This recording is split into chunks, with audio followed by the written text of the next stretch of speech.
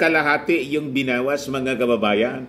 So, mas tahimik ngayon kaysa yung mga nakarang taon during the time ni Mau Diggs.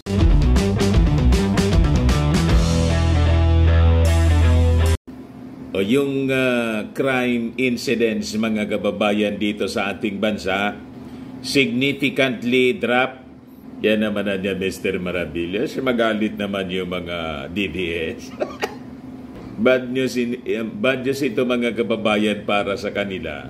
Lalo na, ito pa lang yung nabanggit ni Inday na dapat daw pagtuunan ng pansin ng ating gobyerno kasi tumataas daw yung crime sa ating bansa. Ito yung sinabi ni Inday bilang sagot doon sa naging payag po ni First Lady Liza Marcos na budget na niya yan sa akin si Inday na budget na yan sa akin dahil sa pag-attend po sa rally na nananawagan po ng Marcos resign at tinawag yung ating Pangulong bangag. Ito yung balita, mga kababayan, ngayon. Crime fell during Marcos administration. Sabi ko sa inyo, mas magaling po talaga ang ating Pangulong BBM. BBM. At walang ejiki-ejiki po because that is the objective ng administrasyon po ng ating Pangulong Bongbong. Ayan ba? Sabi po ng Department of Justice, Marcos admin aims for EJK-free Philippines. Lalo yan manggagala ito, Mr. Maravillas, yung mga minions ni Mau Diggs kasi sasabihin nila pinatatamaan na naman yung previous administration.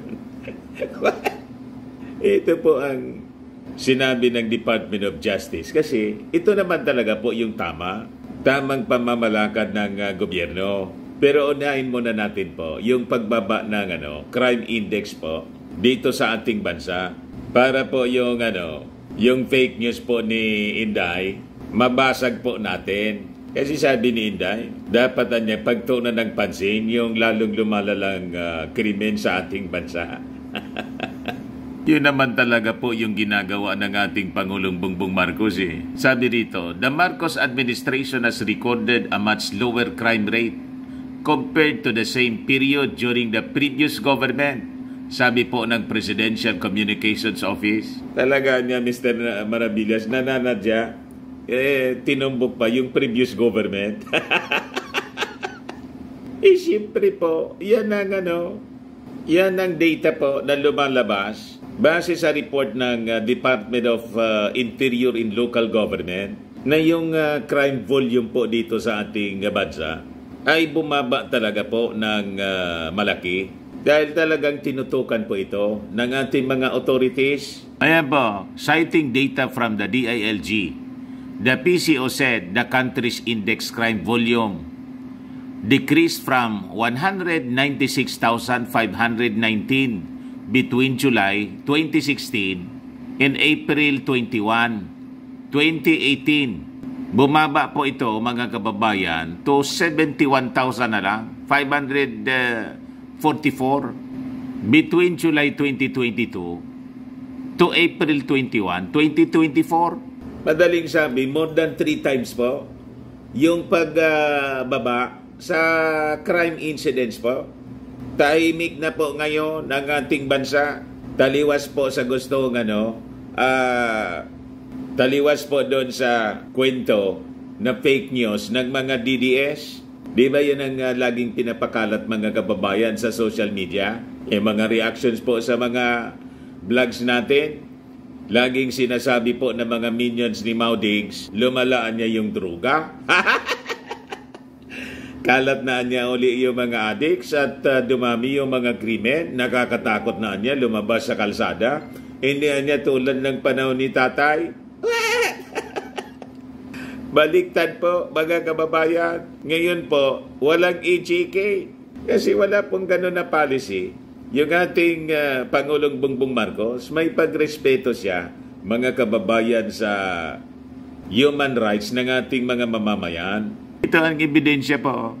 Peace in order indicator also decreased for the same periods from 541,917 between July 2016 and April 21, 2018 to 371,000 na lang, 801 between July 1, 2022 and April 21, 2024. So almost kalahati yung binawas, mga kababayan. So mas tahimik ngayon kaysa yung mga nakarang taon during the time ni Maudigs. So sabi dito, average monthly crime rate also dropped for the same periods respectively from 21.92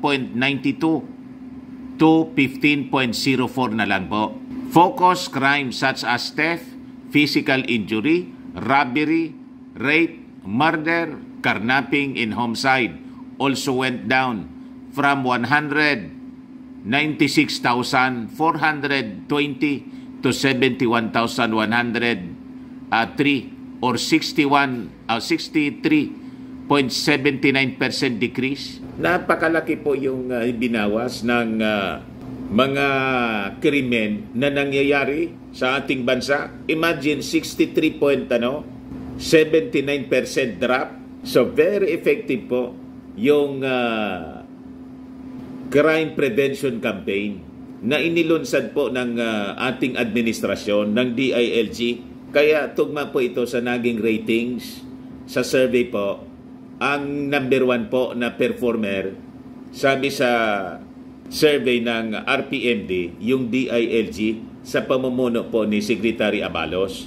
So sabi rito, non-index crime volume also decreased from 345,398 between July 2016 and April 21, 2018 to 300,257 na lang po between July 1, 2022 and April 21, 2024.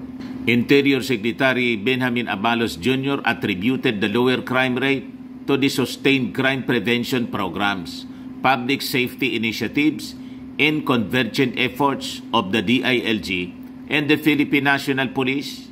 Kita ninyo, mga kababayan, so hindi po yun hindi yan nadadala sa yabang, sa mga banta-banta, sa mga pagmumura. Yan ang sinasabi ng mga minions ni Maudigs. Kailangan daw yung tigasin yung leader. Hindi pwede yung lalambot-lambot. Malaman po yun doon sa mga bodabil. Sa mga daldal ng daldalang, sa actual po na implementation ng effective program, tulad po itong ini-implement ng Department of Interior and Local Government. Kaya number 1 po sa performance yung DILG. Tama po, mga kababayan, napaya naman niya Mr. Maravilla sa balita mo, yung mga DDS. O ngayon, tungkol naman po sa AJK, ang objective po ng ating administrasyon through the Department of Justice, dapat zero AJK.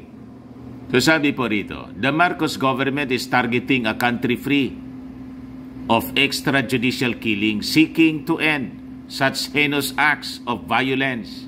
The Department of Justice declared that it has been actively implementing reforms to fortify the criminal justice system and enhance the promotion and protection of human rights to achieve a 100% AJK-free Philippines. So, importante po talaga na tuloy-tuloy ang ganitong uri ng programa at dapat masustain ito beyond 2028. Kaya importante po kung sino yung basbasan ng ating Pangulong Bongbong Marcos na kanyang successor, yun ang ating isupport po.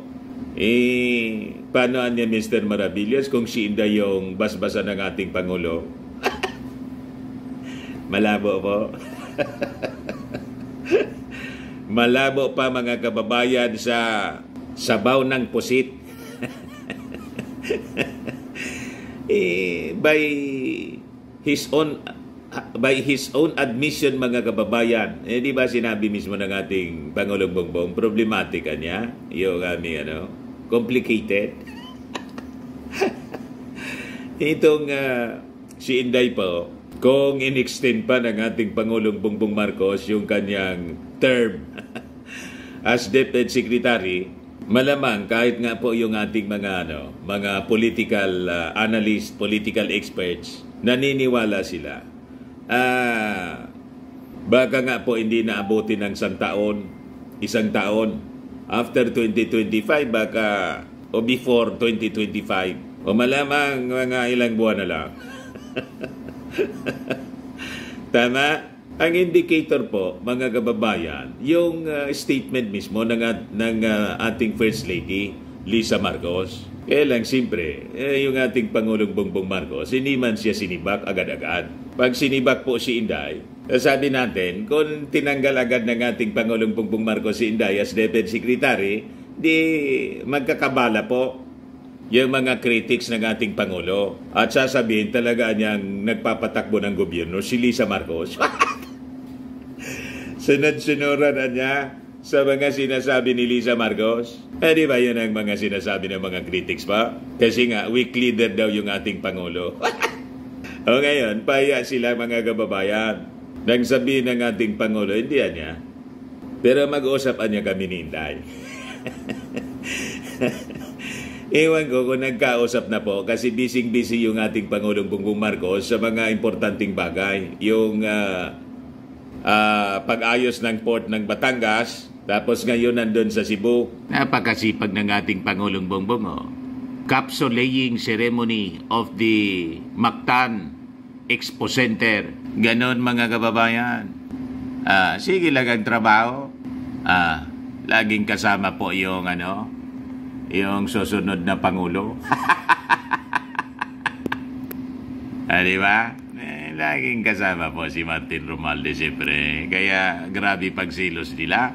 Ayan po, sabi dyan, sa capsule laying ceremony ng Mactan Expo Center sa Lapu-Lapu City, ibinahagi ni Pangulong Ferdinand Marcos Jr. ang potensyal ng 1.5 billion investment ng Mega World na magdadala ng higit na trabaho at pamumuhunan sa Cebu. Dagdag ng Pangulo, sa 2.9 bilyong halaga inilaan ng pamahalaan para sa infrastruktura sa lungsod, nananatiling dedikado ang pamahalaan na gawing sentro ng pambansang kaunlaran ang lalawigan. Di ba ayos na ayos mga kababayan? Tapos kahapon po, yung doon sa Batangas Port, pinasinayaan ni Pangulong Bongbong Marcos ang Batangas Port Passenger Terminal Building mula sa 2,500 na dagdagan ang kapasidad ng PTB upang magbigay serbisyo sa 8,000 na pasahero kada araw o 4 hanggang sa 12.8 milyong kada taon. Inaasahan na bukod sa turismo, karagdagang trabaho din ang dala ng proyekto sa lalawigan. Yan ang ating Pangulong Bongbong.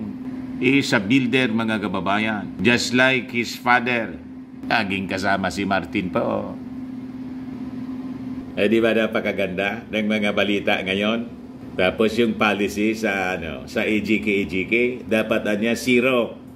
Walang AGK na mangyari. So sabi dito, the DOJ noted that the AGKs that reportedly took place during the current administration have nothing to do with the curtailment of the freedom of expression.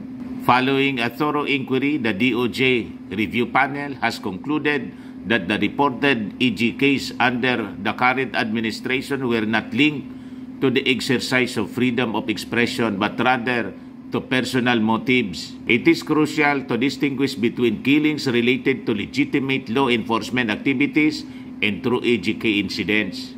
Regardless, the DOJ said that during the international forums like the Geneva United Nations Human Rights Commission, the department has affirmed its commitment to prosecuting EGK cases with integrity and objectivity. Ibig sabihin, kung may mangyari man po ng mga suspected EGKs, ay papaimbestigahan po at papanagutin yung mga involved sa extrajudicial killings. Kaya sabi ng Department of Justice, in-encourage nila yung mga victims nito at mga testigo to come forward and assist in putting an end to these heinous acts, yung mga EGK. The government guarantees the protection of witnesses through the Witness Protection Program niya. Ayos pa. So yan po mga kababayan yung short video natin ngayon. Ako po si Dante Maravillas. Bye-bye po. God bless.